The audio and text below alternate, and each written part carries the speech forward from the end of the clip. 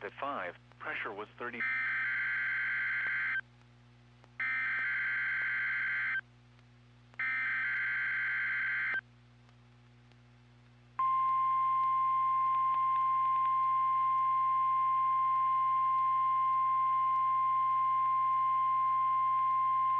This is a practice test warning message from the National Weather Service as part of Severe Weather Preparedness Week for the state of Georgia.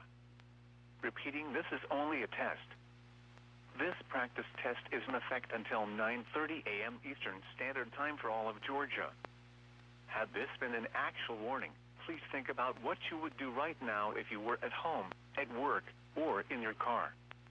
Know the tornado safety rules to protect yourself and your family.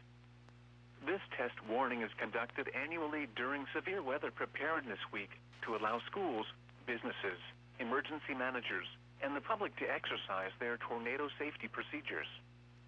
Once again, this practice test warning message will remain in effect until 9:30 a.m. Eastern Standard Time.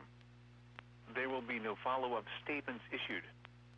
This concludes the test warning message from the National Weather Service. We now return to our normal weather broadcasting.